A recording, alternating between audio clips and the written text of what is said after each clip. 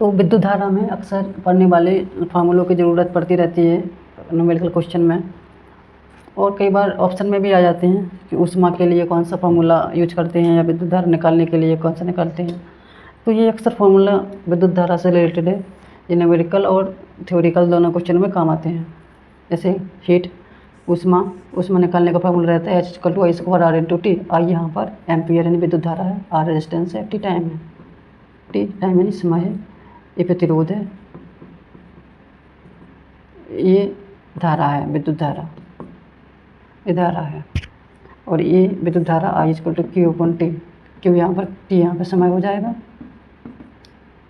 T यहाँ पर आवेश हो जाएगा। अब यहाँ प्रतिरोध निकालना है तो ये प्रतिरोधकता नियतांक होता है, इसे प्रतिरोधकता बोलते हैं। प्रतिरोधकता जो कि हर पदार्थ के लिए अलग अलग होती है। अगर एक ही पदार्थ है तो उसके लिए सेम रहती है। ये लेंथ है यानी कि लंबाई हो जाएगी,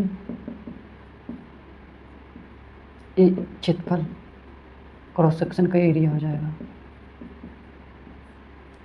और ये आ गया तुल्य प्रतिरोध 1/R इक्विवेलेंट 1/R1 + R/1/R2, और जितनी भी हो डैश करके जितने भी हो 1/R जितने भी प्रतिरोध हो वो इसी क्रम में जुड़ते जाएंगे तब कि जब समांतर क्रम में लगे हों, और श्रेणी क्रम के लिए सीधा सीधा रहता है।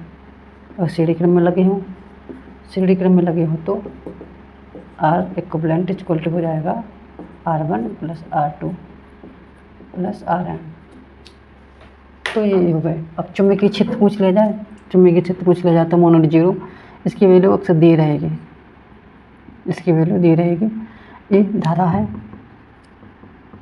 ये दूरी है, उसमें दी रहेगी, डिस्टेंस से दूरी करके दी रहेगी, और फाई की तो वैल्यू फाई रहती है। और ये आ गया है पोटेंशियल यानी कि शक्ति, इसकी यहाँ पर वैल्यू हो जाएगी वोल्ट, V का मतलब हो जाएगा वोल्ट यानी कि विभव, यहाँ R का मतलब रेजिस्टेंस हो जाएगा यानी कि प्रतिरोध। यहाँ पर धारा, यहाँ पर प्रतिरोध, यहाँ का एक मतलब धारा, R का मतलब प्रतिरोध, यहाँ पर विभव, V का मतलब, यहाँ I का मतलब धारा। कुल मिलाकर ये वाले फॉर्मूले विद्युत धारा से संबंधित क्वेश्चन और इनके आंसर के लिए याद रहने चाहिए। ये कभी भी किसी भी तरीके से क्वेश्चन आ सकते हैं, उसमें ये बहुत हेल्प करते हैं न्यूमेरिकल, और खासकर न्यूमेरिकल के लिए तो हेल्प करती है, साथ में इसकी वजह से थ्योरी में भी थ्योरी वाले क्वेश्चन में भी इसका हेल्प मिलती है। तो ये हमेशा याद करके रखना है, वेरी इंपॉर्टेंट है, इम्पोर्टेंट फार्मूला है, जितने याद हो। लेकिन ये वाले फार्मूले याद ना भी हो तो चल जाएगा, इसमें भी चुंबकीय क्षेत्र वाला भी कम ही आएगा, और ये वाले फार्मूले तो याद होने चाहिए।